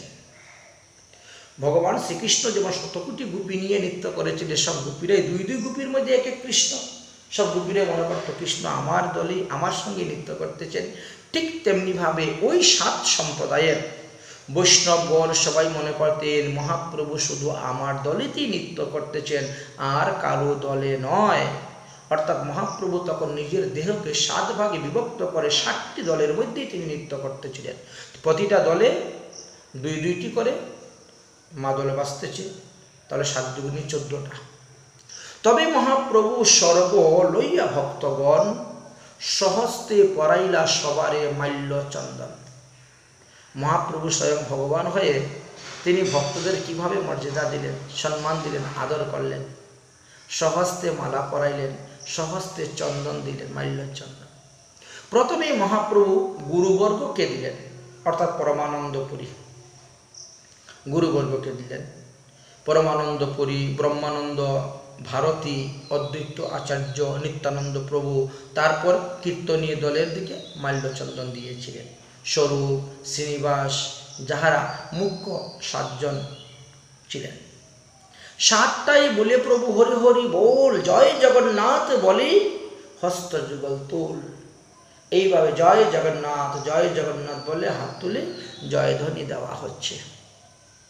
7 সম্প্রদায় একসঙ্গে হরিধ্বনি হয়ে উঠতেছে। 7 সম্প্রদায় দেখতেছে আমাদের দলে মহাপ্রভু আছেন, জয় জগন্নাথ বলে হাত তুলে জয়ধ্বনি দিচ্ছেন। 7 সম্প্রদায়ে বাজে 14 মাদল, যার ধ্বনি শুনি হইল বৈষ্ণব পাগল। সাধারণ মানুষের কথা ছেড়ে দেন, এমন মৃদঙ্গের ধ্বনি শুরু হয়েছে যে শুনেই সবাই পাগল হয়ে যাচ্ছে। ত্রিভুবন ভরি যেন উঠিল কীর্তন ধ্বনি, এমন কীর্তন ধ্বনি উঠেছে যেমন স্বর্গমুক্ত পাতাল ত্রিভুবনে এই ধ্বনিতে পৌঁছে যাচ্ছে। অন্য বাদ্যাদির ধ্বনি কিছু নাহি শুনি। এই 14 মাদলের বাদ্য যখন শুরু হয়ে গেল তখন আশেপাশের আর অন্য কারু গান কারু বাজনা শোনা যায় না। আর এক শক্তি প্রভু করিলা প্রকাশ, সবে কহে প্রভু আছেন মোর সম্প্রদায়। ওই যে মানে 7 সম্প্রদায়ের মধ্যে 7টি দেহ প্রকাশ হয়ে নৃত্য করতে শুরু করলেন। কীর্তন দেখিয়া জগন্নাথ রসিত, জগন্নাথের রথ আর চলছে না, জগন্নাথ রথ দাঁড়া করিয়ে মহাপ্রভু নৃত্য, মহাপ্রভু পার্শ্বদগণের মুখে কীর্তন দর্শন করতে শুরু করে দিয়েছে। কীর্তন দেখিয়া জগন্নাথ রসিত, সংকীর্তন দেখে রথ করিয়া স্থগিত। রথ টানলেও আর সামনে দেখে যাচ্ছে না। রাজা প্রতাপরুদ্র মহাপ্রভুকে দর্শন করিয়া গৌরীয় বৈষ্ণবদের সংকীর্তন দর্শনে অতি বিস্মিত হয়ে গেছেন, কারণ এই রকম তো কোনো সময়ও দেখেনও নাই আর শুনেনও নাই, করেনও নাই। এটা রাজা প্রতাপরুদ্রের জীবনের প্রথম, এই মহাপ্রভুরও প্রথম রথযাত্রা বের করলেন দেখাচ্ছেন, আর প্রতাপরুদ্র এইরকম আনন্দপূর্ণ কোনো বৎসর কখনো দেখে নাই। তবে প্রতাপরুদ্র করেন আপনি সেবন সুবর্ণ মাঞ্জারি লইয়া করেন পথ সমার্জন। জগন্নাথের রথের সামনে সামনে ঝাড়ু দিয়ে দিয়ে যাচ্ছেন মহারাজ প্রতাপরুদ্র, আর রথ পিছনে আসতেছে, মহাপ্রভু নৃত্য করতেছেন। প্রথমে সুবর্ণ ঝাড়ু দিয়ে ঝাড়ু দেওয়া হচ্ছে, তারপরে চন্দনের জল ছিটা দেওয়া হচ্ছে, গঙ্গার জল চন্দনের জল ছিটা দেওয়া হচ্ছে। চন্দন জলেতে করে পত নিষেচন, তুচ্ছ সেবা করে বাসী রাজু সিংহাসন। এত বড় রাজা যে সিংহাসনে বসেন, তিনি এত তুচ্ছ সেবা, এত নিচ সেবা করে যাচ্ছেন, যাহা চামার বাঙ্গি মেথররা করে। সেই রাস্তা ঝাড়ু দেওয়া, রাস্তায় জল ছিটিয়ে দেওয়া সেবা। উত্তম হইয়া রাজা করে তুচ্ছ সেবন, অতএব জগন্নাথের কৃপার ভাজন। এইভাবে উত্তম ভালো পদ পাওয়ার পরেও যদি কেউ নিচ কাজ করে, তাহলে ভগবান তার উপরে প্রসন্ন হন। জগন্নাথের খুব কৃপা তিনি পেয়ে গেলেন। মহাপ্রভু সুখ পাইলা সেই সেবা দেখিয়া। আচ্ছা, এতদিন তো মহাপ্রভু রাজা প্রতাপরুদ্রকে দেখা দিবেন না, তার সঙ্গে কথা বলবেন না, তাকে সম্মুখে আসতে নিষেধ করলেন। কিন্তু আজ মহাপ্রভুর মনে মনে হলো, আমি তাকে দেখা দিব, আমি তাকে কথা বলবো, আমি তার সঙ্গে আলিঙ্গন করব। তার রাজা উপাধি থাকা সত্ত্বেও তার কোনো রাজ অহংকার নাই। কিছু কিছু লোকেরা বাবাজি মহারাজদেরকে দেখলে পরে খুব নিন্দা করে, হিংসা করে, ঘৃণা করে। বলে কি, বাবাজিদের নামে শেষে মহারাজ, এই জন্য তাদের সঙ্গ করতে নাই। মহাপ্রভু রাজা প্রতাপরুদ্রের সঙ্গ করেন নাই, মহাপ্রভু রাজা প্রতাপরুদ্রকে দেখেন নাই, দেখা দেন নাই, দেখতে নিষেধ করেছেন। রাজদর্শন বিশ্বাদর্শন সমান, এই কথাও বলেছেন, কত কিছু বলেছেন। অতএব বাবাজি মহারাজরা, তাদেরও তো নামে শেষে মহারাজ আছে, তাদেরকেও মুখ দেখা উচিত নয়, তাদের সঙ্গ করা উচিত নয়, তাদের হাতে খাওয়া উচিত নয়। এইরকম একটা বর্তমান সময়ে একটা নতুন সম্প্রদায় বেরিয়েছে। নাম বললে তো হাটে হাড়ি ভাঙ্গা হয়ে যাবে, নামটা বলছি না, আপনারা ইঙ্গিতে বুঝে নেবেন। সেই সম্প্রদায়ের লোক। কিন্তু দেখেন তো, যখন দেখলেন যে তার নামের শেষে রাজা থাকা সত্ত্বেও, মহারাজ থাকা সত্ত্বেও তার সেই রাজ অহংকার নেই, সে রাজগদ্দি নিয়ে বসে আছে না, সে রাস্তা ঝাড়ু দিচ্ছে, রাস্তায় জল ছিটা দিচ্ছে, সাধুগুরু বৈষ্ণবের সেবা করতেছে, তখন মহাপ্রভু সন্তুষ্ট হয়ে গেলেন। উত্তম হইয়া রাজা করে তুচ্ছ সেবন, অতএব জগন্নাথের কৃপার সে ভাজন। মহাপ্রভু সুখ পাইলেন সেই সেবা দেখিতে, মহাপ্রভুর কৃপা হইল রাজারে মিলিতে। তাহলে বাবাজি মহারাজের সঙ্গে আপনারা মিলবেন না কেন? এদের নামের শেষে মহারাজ আছে বলে, কিন্তু তারা তো ভগবানের সেবা করেন, ভগবানের পূজা করে থাকেন, তারা তো সেই রাজ অহংকার নিয়ে বসে আছেন না। সার্বভৌম তখন রাজাকে চোখের দ্বারা ইশারা দিলেন, ভালো ভালো করে সেবা করো, আরো সেবা করো। ওই দেখতে পাচ্ছ না, মহাপ্রভু তোমার দিকে দেখে মুসকি মুসকি হাসতেছেন, তুমি ভালো করে সেবা করো। মহাপ্রভু প্রেমময় সাত বিগ্রহ সাত সম্প্রদায়ে নৃত্য করিতেছেন, আর রাজা অতি আশ্চর্যের সহিত তাহা দর্শন করছেন। ঝাড়ু দিচ্ছেন, চন্দনের জল ছিটা দিয়ে দিয়ে তিনি যাচ্ছেন, চন্দনের জল ছিটা দিয়ে দিয়ে তিনি যাচ্ছেন। গৌরীয় সব রথ টানে করিয়া আনন্দ, ক্ষণে শীঘ্র চলে রথ, ক্ষণে হয় মন্দ। এটা জগন্নাথের ইচ্ছাতে, জগন্নাথের কৃপাতে হয়ে থাকে। রথ কখনো খুব দ্রুত বেগে চলে, কখনো রথ ধীরে ধীরে চলে। এটা অন্য কারো ইচ্ছাতে নয়, একমাত্র জগন্নাথের ইচ্ছাতেই হয়ে থাকে। তাই কখনো রথ খুব দ্রুত বেগে চলতেছে, কখনো রথ ধীরে ধীরে চলতেছে। ক্ষণে স্থির হইয়া রয়ে, দাঁড়িয়ে যায়, টানলেও চলে না। ঈশ্বর ইচ্ছায় চলে, না চলে কারু বলে। জগন্নাথের রথ জগন্নাথের ইচ্ছাতে চলে, কারো শক্তির দ্বারা, কারো বলের দ্বারা হয় না। ব্রিটিশ আমলেও দেখা হয়েছে, হাতি দিয়ে টানিয়েও রথ নিতে পারেন নাই। প্রভু ভক্তের জীবনীতে আছে, তখন ব্রিটিশ আমল ছিল, ব্রিটিশরা তখন রথ টানার জন্য হাতি লাগিয়েছিল কিন্তু পারল না। কিন্তু যেই রঘু এসে জগন্নাথের কানে কি বলল, এমনি রথ চলতে শুরু হয়ে গেল।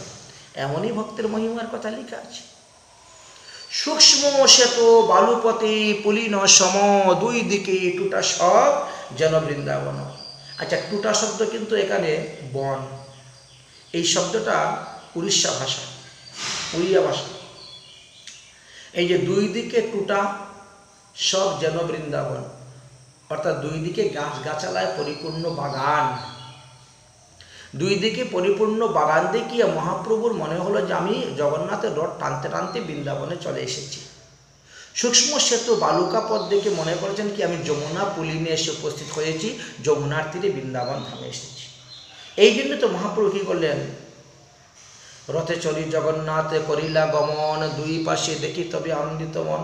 আমরা জগন্নাথের রথকে টেনে নিয়ে বৃন্দাবনে চলে এসেছি। বাস্তবে তো তখন মহাপ্রভু রাধাভাবে ভাবিত, তিনি তো সেই লীলাতে আছেন যে আমি সূর্যগ্রহণে উপলক্ষে কুরুক্ষেত্রে সন্নিহিত কুণ্ডে স্নান করার জন্য গিয়েছি, আর সেখানে গিয়ে কৃষ্ণের সঙ্গে আমার দেখা হয়েছে, কৃষ্ণকে রথে করে টেনে আমি বৃন্দাবনে নিয়ে আসতেছি। এটা ছিল তখন মহাপ্রভুর ভাব। মহাপ্রভু তখন কীর্তনের মধ্যে ঐশ্বর্য প্রকাশ করেছিলেন। কবু এক মূর্তি, কবু হন বহু মূর্তি, কার্য অনুরূপ প্রভু প্রকাশের শক্তি।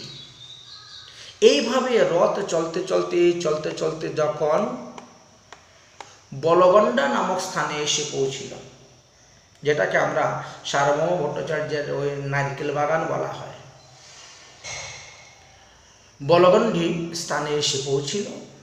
আপনি নাচি যেন প্রভুর মনে হইল, সাত সম্প্রদায় তবে একত্র করল। এবার বলছে সব সম্প্রদায় এক হয়ে যাও, আগে পিছে যারা আছেন সব একত্র হয়ে নৃত্য করো।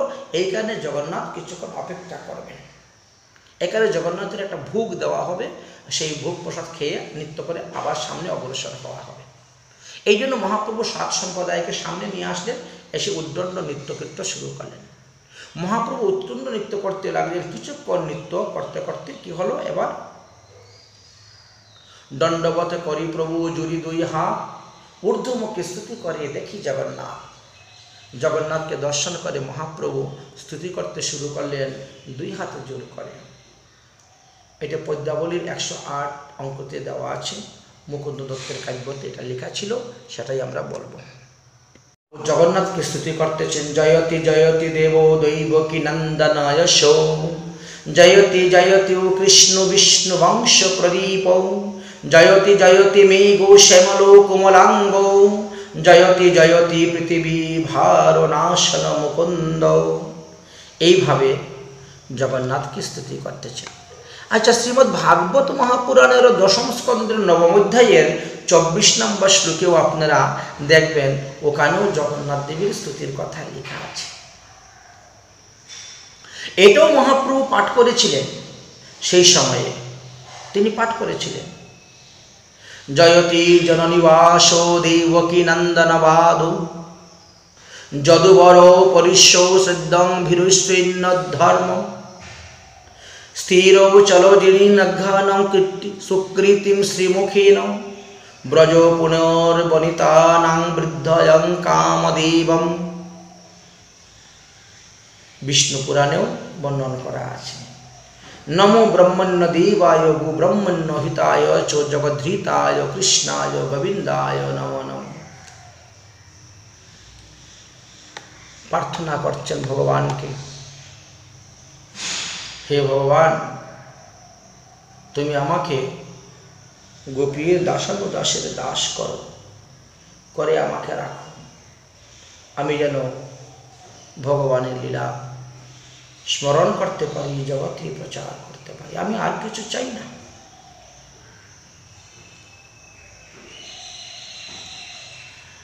নাহম বিপ্র ন চ নরপতি নার্পি বৈশ্য নৌ শূদ্র নাহং বর্ণী ন চ গৃহপতি নৌ বনস্তং যতিরিবা किंतु प्रदम अखिलम परमात्मनो पूर्णं मृतादिम गुप्तं भूर्तं पद कमल दासानो दासानो दासः।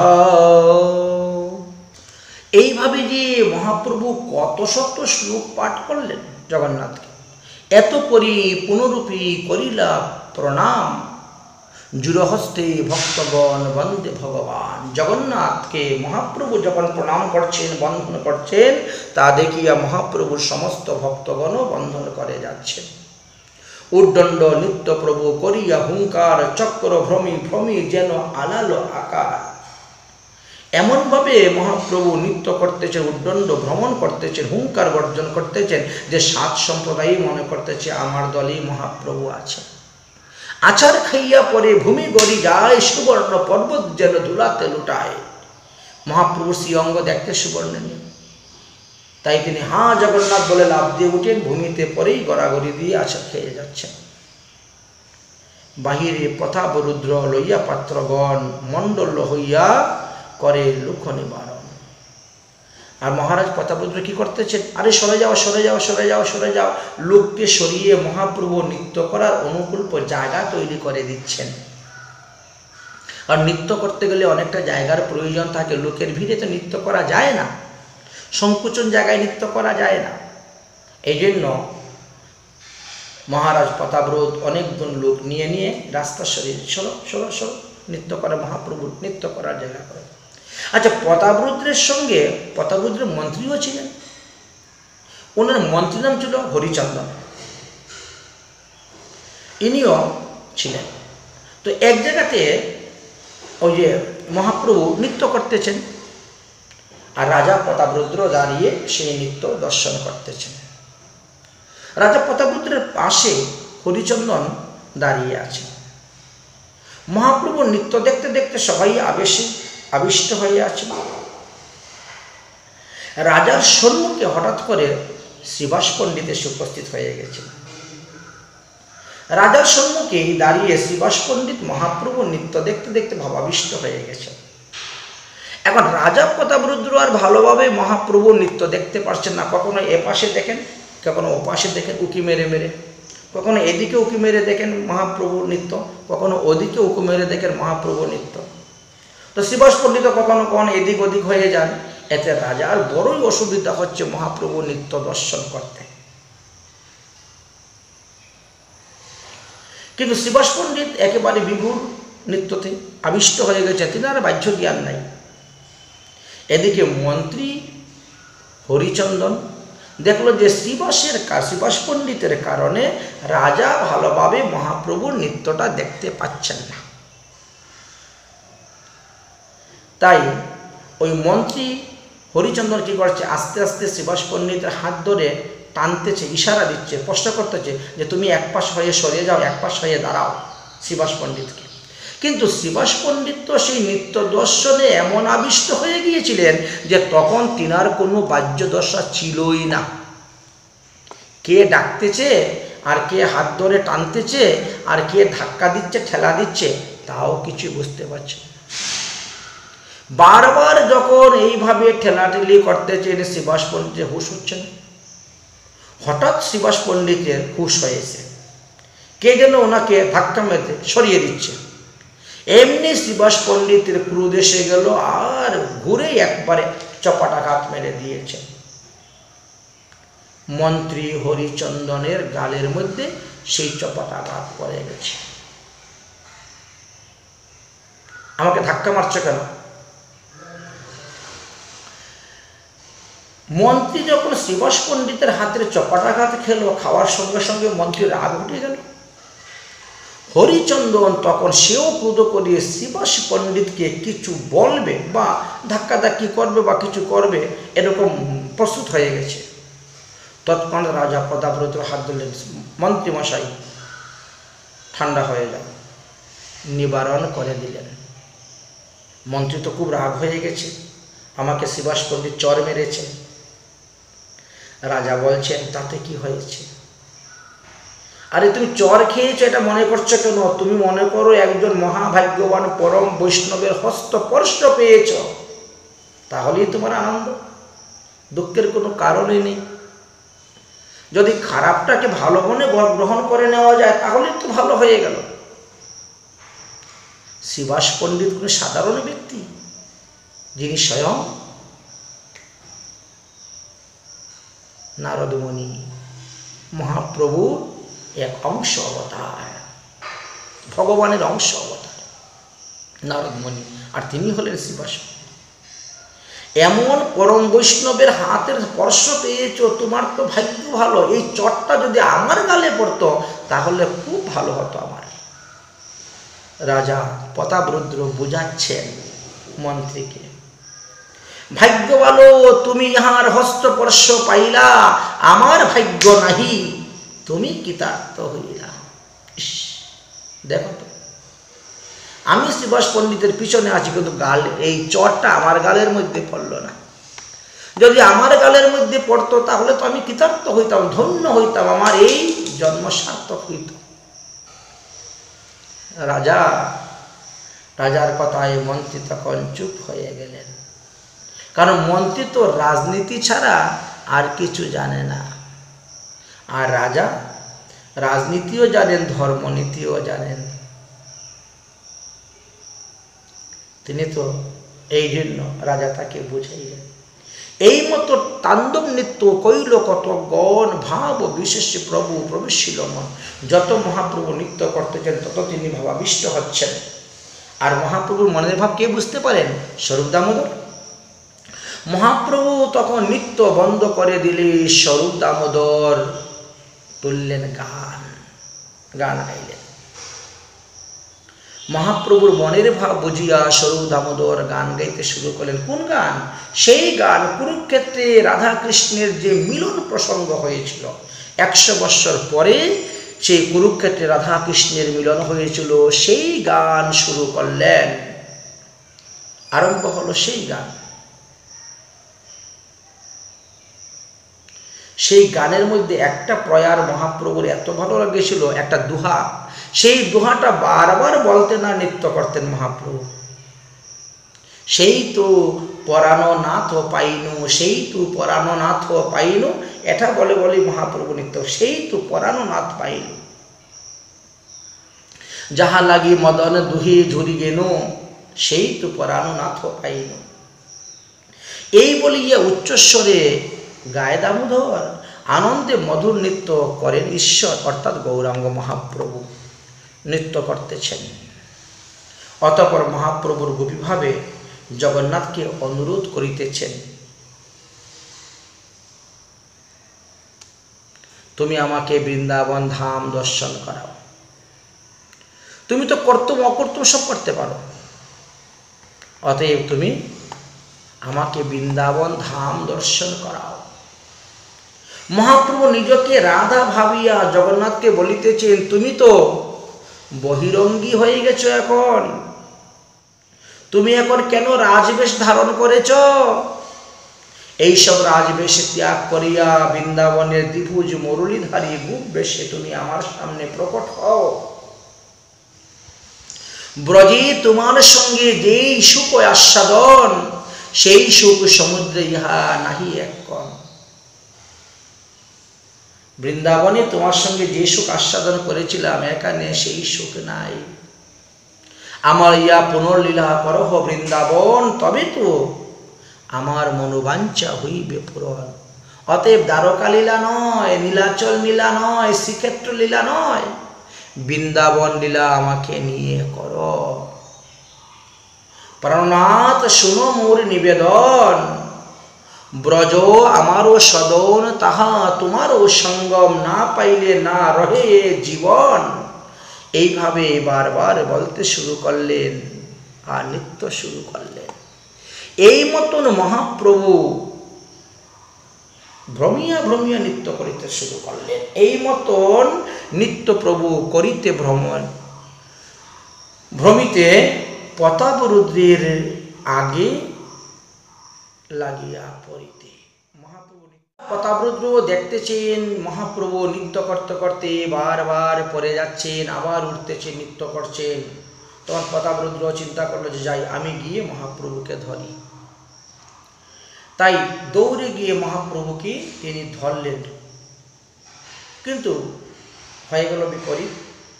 প্রতাপরুদ্র স্পর্শমাত্র মহাপ্রভুর বাহ্যজ্ঞান ফিরে পেয়েছেন, উঠে দাঁড়িয়ে গেছেন। রাজা ডেকে মহাপ্রভু করেন ধিক্কার, ছি ছি বিষয়ী স্পর্শ হইল আমার। আচ্ছা, এর পিছনের কারণটা এখন বলবো। কারণ সেই সময়ে রাজার গায়ে রাজপোশাক ছিল। রাজার যে পোশাক, সেই পোশাক তার পরিধানে ছিল। এই জন্য মহাপ্রভু জগৎ শিক্ষার জন্য এই লীলাটা করেছিলেন।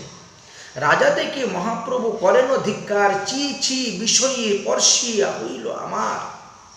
অতঃপর প্রভু রাজার হাত ছাটা মেরে ছাড়াই দিলেন, গিয়ে আবার নৃত্য করতে শুরু করলেন।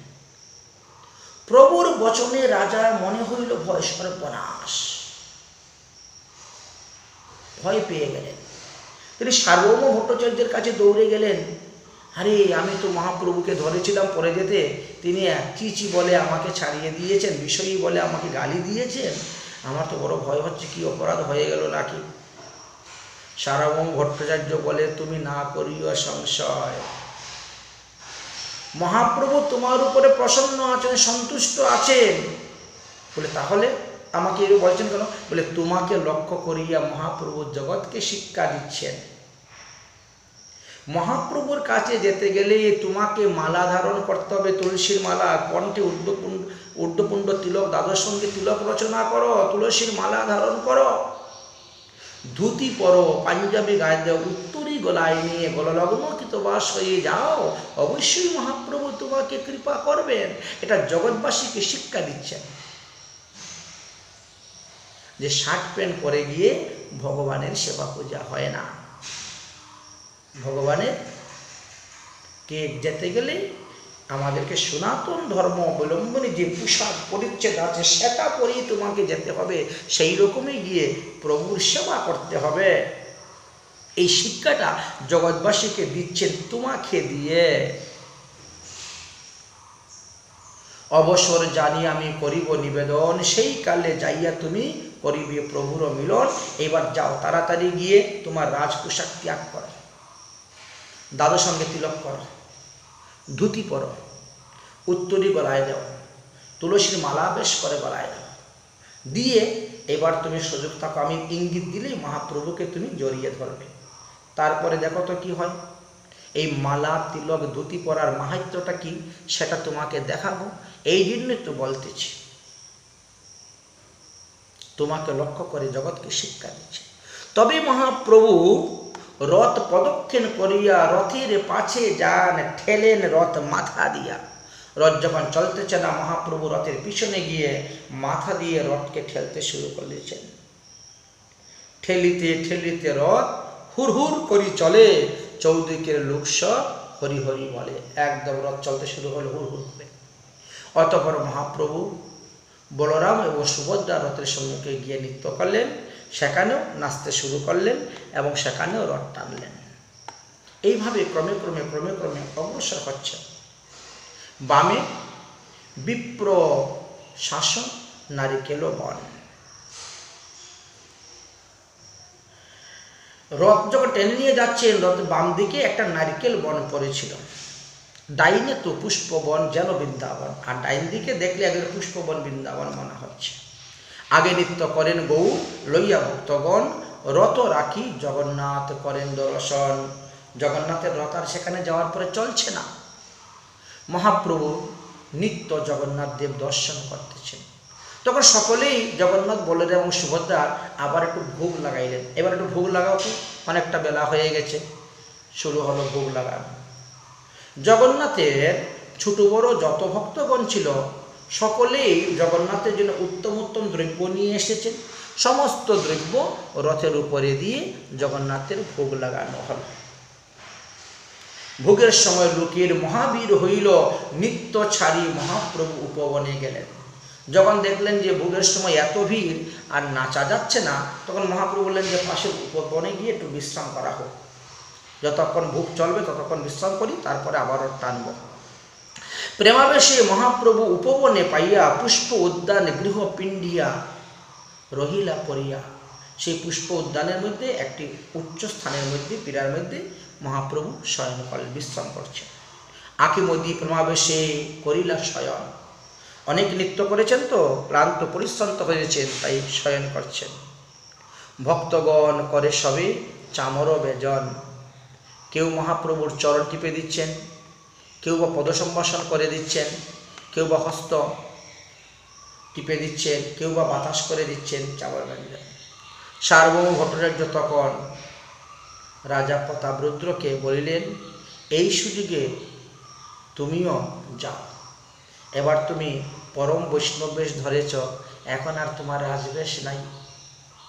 অতএব তুমি এখন গিয়ে কি করবে? তুমি এখন গিয়ে ভাগবতের গোপী গীতটা আরম্ভ করো গান, আর মহাপ্রভুর পদসম্ভাষণ করো। মহাপ্রভুর পা টিপতে টিপতে ভাগবতের গোপী গীত তুমি গান গাইবে। অবশ্যই মহাপ্রভুর কৃপা তোমার উপর হইবে। রাজা প্রতাপরুদ্র তাহাই করিলেন।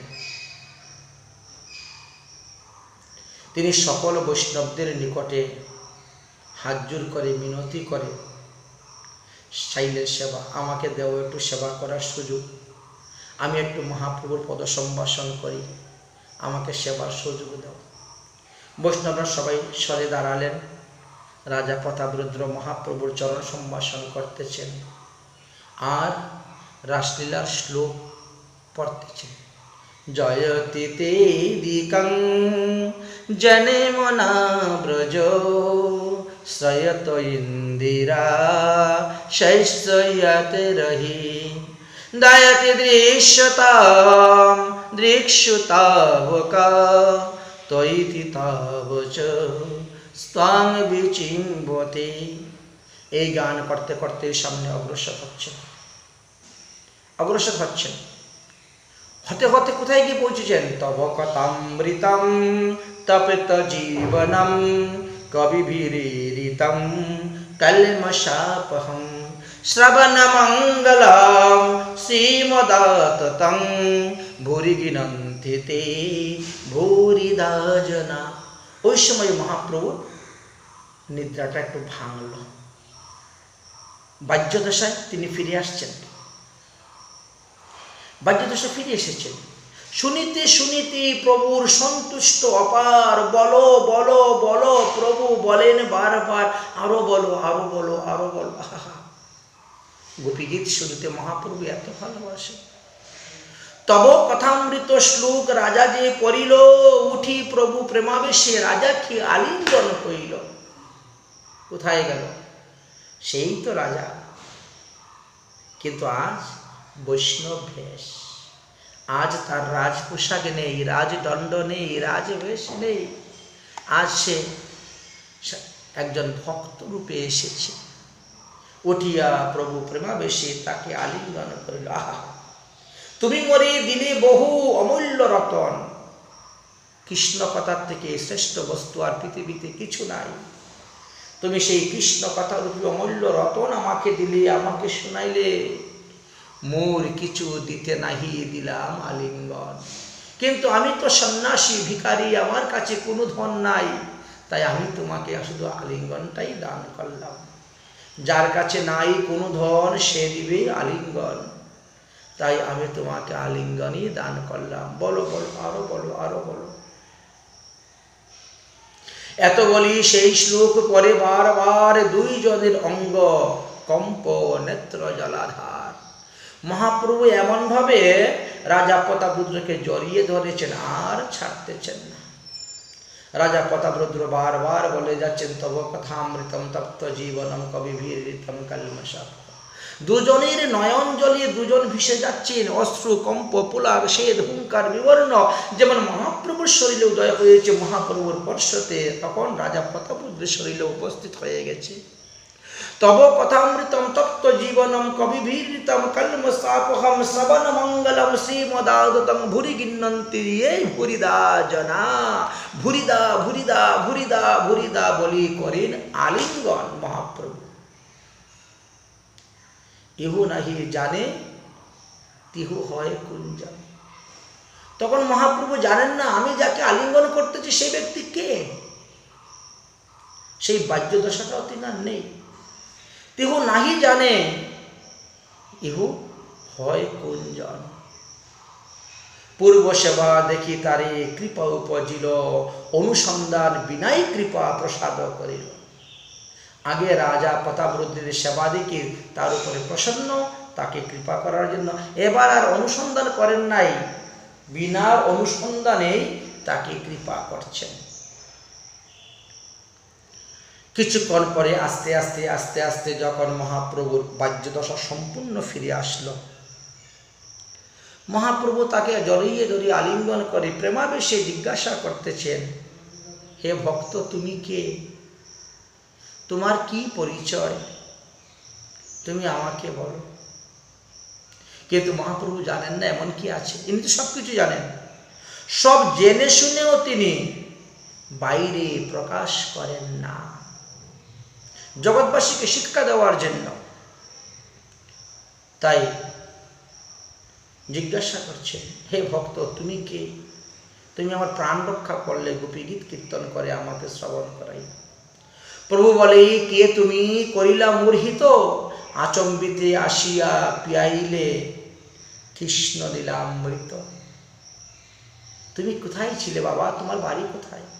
তুমি হঠাৎ করে এসে আমাকে কৃষ্ণলীলা ভাগবতের দশম স্কন্ধের গোপীগীত শুনাইলা। হাহা, বড় আনন্দ হইল। রাজা তখন কি পরিচয় দিলেন? রাজা কহে, আমি তোমার দাসের দাস। দেখেন কিভাবে পরিচয়।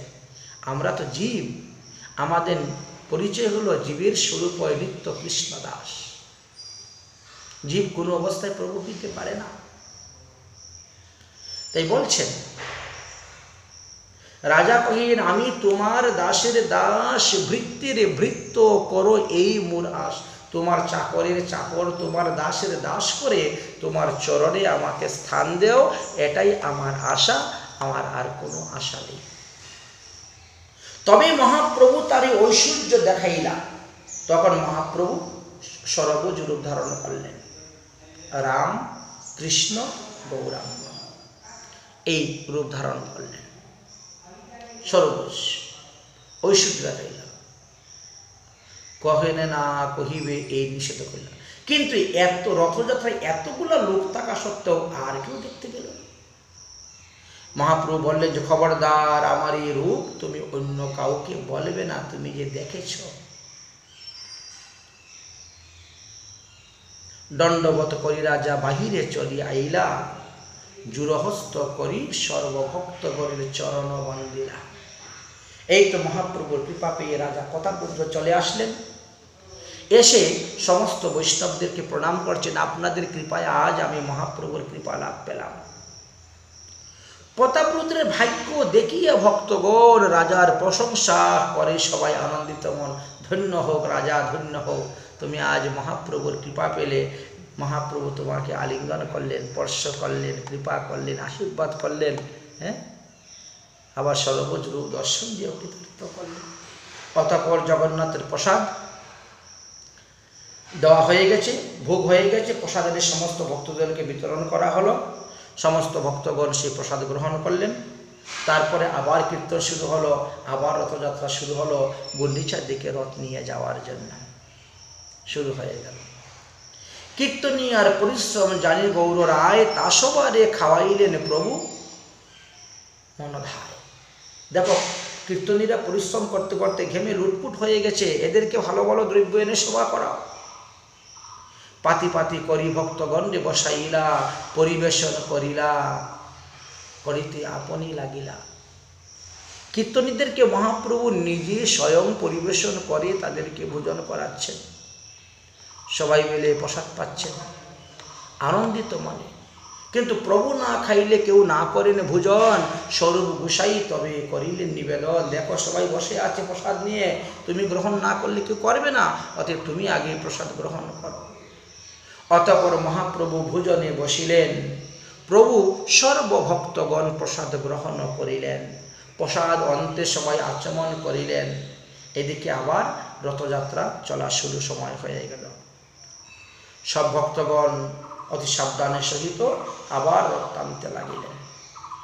কিন্তু রথ চলছে না। রাজা তখন বিশেষ চিন্তার মধ্যে পড়ে গেল, আবার কোন মহা অপরাধ হলো, রথ চলছে না কেন? মল্লবীরগণকে ডাকলেন, আনয়ন করলেন রথ চালানোর জন্য, কিন্তু রথের চাকা ঘুরতেছে না। অবশেষে রাজা হাতি নিয়ে আসছিলেন, কিন্তু হাতির দ্বারাও রথ টানান হলো, কিন্তু রথ চলতেছে না। শুনি মহাপ্রভু আইলা নিজ ঘর লইয়া। মহাপ্রভু তখন তো সেই বাগানের মধ্যে ছিলেন। কি, রথ চলতেছে না? দাঁড়াও, আমি আসতেছি। মহাপ্রভু সমস্ত গৌরীয় বৈষ্ণবদেরকে নিয়ে আসলেন রথের সম্মুখে, কীর্তন শুরু করলেন উন্মত্ত। মত্ত হস্তি রথ টানে দেখে দন্তাক্ত। মহাপ্রভু উঠেই রথের রশি ধরলেন, যখন টান দিলেন এমনি শুরু হচ্ছে। অঙ্কুশের ঘায়ে হস্তি যেমন করে চিৎকার, রথ নাহি চলে লোকে করে আহার। মহাপ্রভু সব হাতিকে সরাইয়া দিলেন, গৌরীয় বৈষ্ণবদেরকে রশি দিয়ে টানলেন, আর জগন্নাথের রথ চলতে শুরু হয়ে গেল। আপনি রথের পাশে ঠেলে মাথা দিয়া হুর হুর করিয়া রথ যায় চলিয়া। যেখানে হাতি পারে না, লোকজন পারে না, সেখানে মহাপ্রভু স্পর্শমাত্রই রথ চলে যাচ্ছে।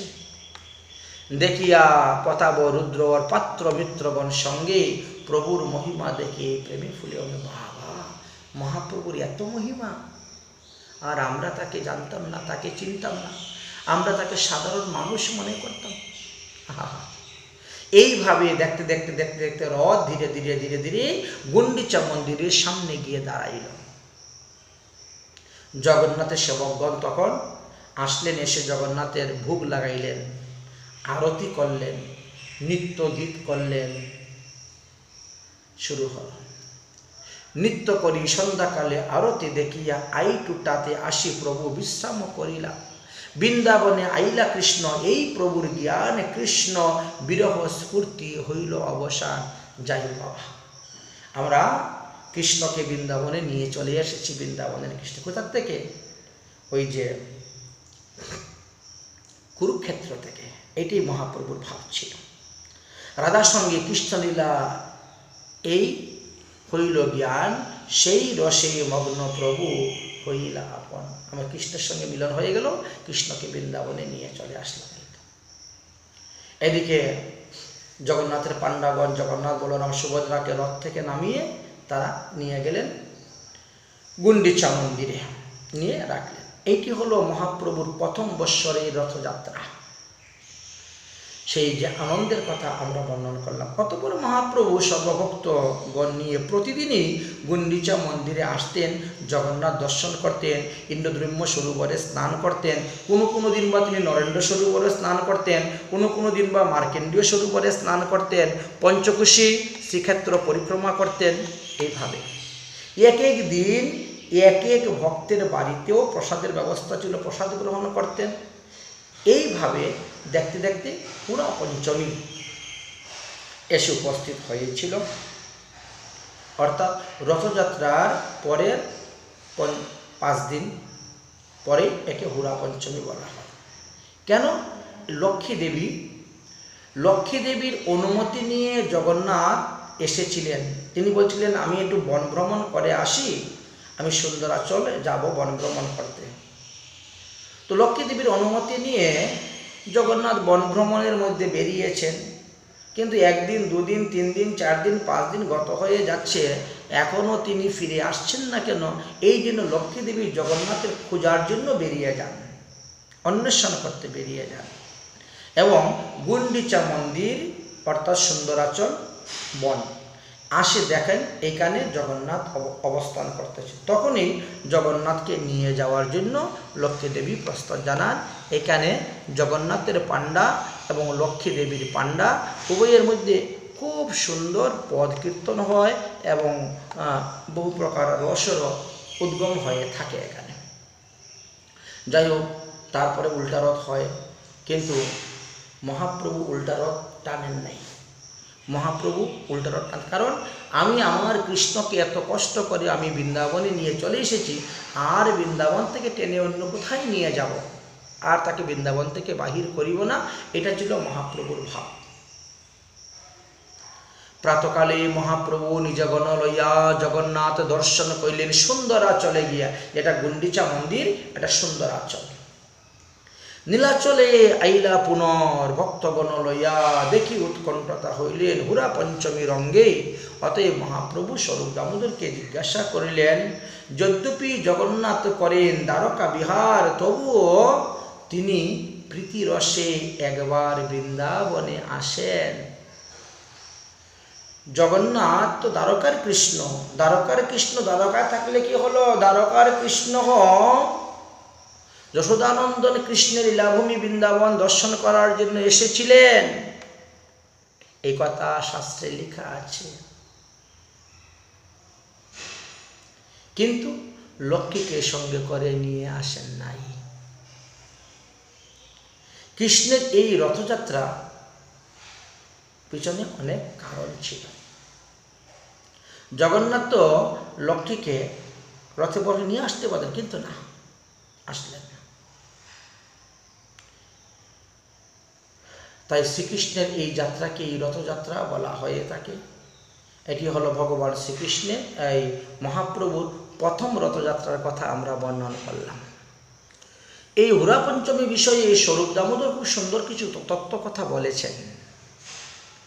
স্বরূপ দামোদর বললেন, যেহেতু বৃন্দাবনে শ্রীকৃষ্ণের সঙ্গে লক্ষ্মীর খেলার কোনো অধিকার নেই, বৃন্দাবনে তো গোপী ছাড়া আর অন্য কারো মুখ কৃষ্ণ দর্শন করতেন না, এই জন্যই জগন্নাথ দেব লক্ষ্মীকে সঙ্গে করে নিয়ে রথে আসেন নাই সুন্দরাচলে বা গুন্ডিচা মন্দিরে। মহাপ্রভু বললেন, যদি তাই হয় তবে তিনি বলরামকে সঙ্গে করে নিয়ে আসলেন, সুভদ্রাকে সঙ্গে নিয়ে আসলেন কেন? আর লক্ষ্মী এত রুষান্বিত হলেন, আর তিনি রুষের কারণটাই কি ছিল? স্বরূপ দামোদর বললেন যে জগন্নাথ যে সময়ে রথযাত্রা করেন সেই সময়ে লক্ষ্মী বলেন যে আমি কল্যই ফিরে আসিব। লক্ষ্মীর কাছে প্রতিজ্ঞাবদ্ধ হয়ে আসেন জগন্নাথ। কিন্তু 2, 3, 4, 5 দিন যে গত হয়ে যায়, জগন্নাথ আসছেন না, তাহলে জগন্নাথের কথা ঠিক নেই।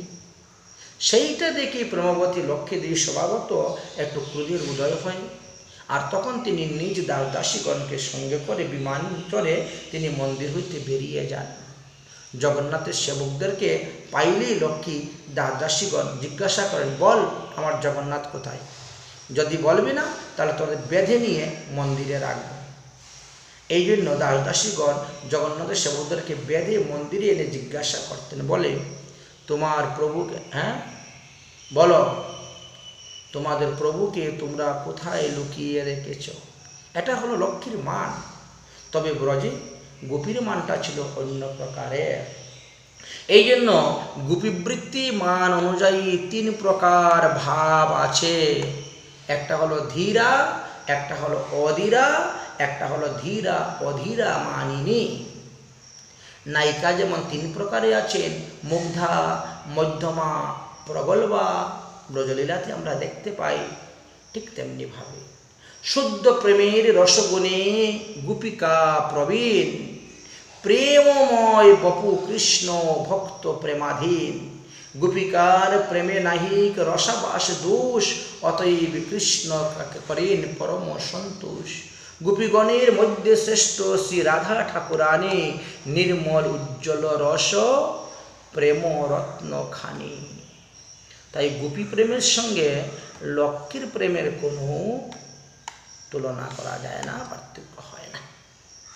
রাধারানীর তো শুদ্ধ প্রেম, রাধার শুদ্ধ রস প্রভু আবেশ শুনিয়া, সেই রসাবেশে প্রভু নিত্য আরম্বিলা। যখন স্বরূপ দামোদরের মুখে এই কথা শুনলেন তখন মহাপ্রভু আনন্দে নৃত্য করতে লাগলেন। অতঃপর মহাপ্রভু সমস্ত ভক্তদেরকে নিয়ে যথাস্থানে গমন করিলেন। নবম দিবসে গিয়ে জগন্নাথের ফিরারত হল। প্রভু গুন্ডিচা মঠ হইতে পুরীতে সমন্দিরে প্রবেশ করিলেন, অর্থাৎ ভিতর গম্ভীরা মঠে পৌঁছে গেলেন। তারপর মহাপ্রভু জগন্নাথের পট্টডুরি আনার জন্য বর্ধমান জেলার কুলন গ্রামবাসীদের উপরে দায়িত্ব দিলেন, তোমরা প্রতি বছর আসবে জগন্নাথের রথযাত্রা দর্শন করতে, পট্টডুরি নিয়ে আসবে। শ্রীমূর্তি তৈয়ের পাণ্ডু বিজয়ের জন্য পট্টদড়ির প্রয়োজন হয়। ও মহাপ্রভু এইভাবে 4 মাস মহাপ্রভুর সঙ্গে ছিলেন ভক্তগণ, তারপরে সবাইকে বিশ্রাম বিদায় দিয়েছিলেন। এটি হলো মহাপ্রভুর প্রথম রথযাত্রা। জগন্নাথ পুরীতে আমরা আস্বাদন করলাম, এখানে বিশ্রাম দিচ্ছি। দ্বিতীয় বর্ষ রথযাত্রাতে কি হয়েছিল সেটা পরবর্তী সময়ে বলবো। বলো জগন্নাথের রথযাত্রা কি জয়, কলিযুগ পাবন অবতার গৌরাঙ্গ মহাপ্রভু কি জয়। জয় জয় শ্রী রাধেশ্যাম নিতাই গৌর।